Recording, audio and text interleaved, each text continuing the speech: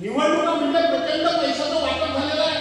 ज्यांना आम्ही मित्र म्हणून मानत होतो त्यांनी विश्वासघात केला.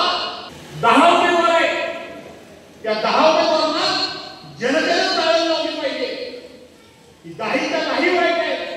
तुम्ही जर मैदानात उतरलात तर ही जनता तुमच्या पाठीशी उभी राहायचं राहणार नाही. मी पक्षप्रमुखांना सांगेन की लोकांचं मत हे डॉक्टर निंचेकरांच्या बाजूने आहे. स्पेशियस, लक्झुरियस, सगळं मिळेल अगदी मनासारखं. बटू बिल्डर्स यांचा नवीन गृहप्रकल्प गृहलक्ष्मी रचना. चांगली माणसे समाजसेवेकरता टिकवून ठेवणं, त्यांना योग्य ठिकाणी पाठवणं हे काम तुमच्यासारख्यांच्या हातामध्ये. लक्षात ठेवा. प्रचंड निवडणुका म्हणजे प्रचंड भ्रष्टाचार झालेला आहे.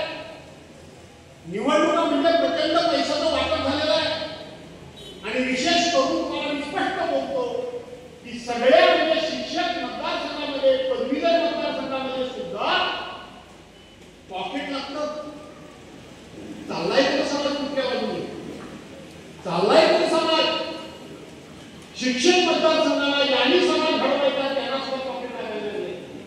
खरंय का होता आहे कोणी माझ्यासोबत बोलणार नाही. म्हणजे सामान्य माणसाला लागतंय. कितीही काम केलं तरी पैसा द्यायला लागतोय. पुढारी भ्रष्टाचार करतात हे खोटं नाहीये, हे मी तुम्हाला स्पष्टपणे सांगतो.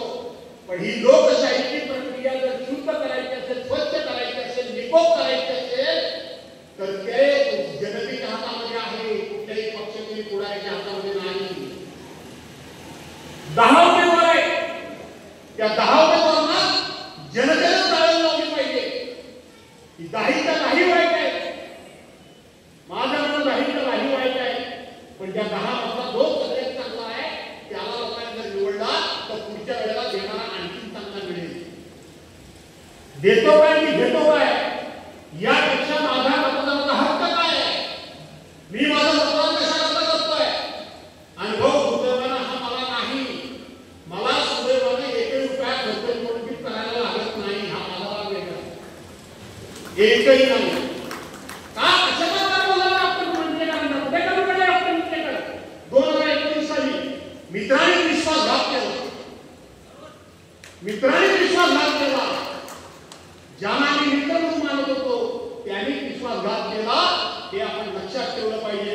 पण डॉक्टर हा शेवटी सत्तेचा राजदूत आहे. सगळ्या काही तुम्हाला पण म्हणणार नाही तुम्ही बसा आम्ही खाली करतो तुमची. तुम्हाला ती हिसकावून घ्यावी लागेल.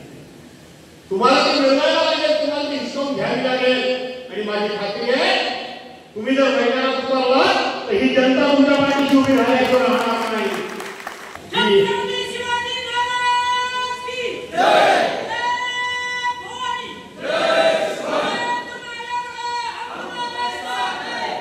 आणि म्हणून डॉक्टर निंचेकरांना माझी तर शुभेच्छा आहेतच.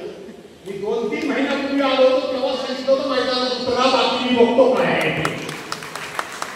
करू बाबाईकडे इकडे तिकडे त्याला एखादी इकडे तिकडे वाळकीशी करून द्यायचा प्रयत्न करू. पण तुम्ही डॉक्टरना निवडून द्याल ना मात्र नक्की काय का डॉक्टरांना बोलवलं होय नक्की.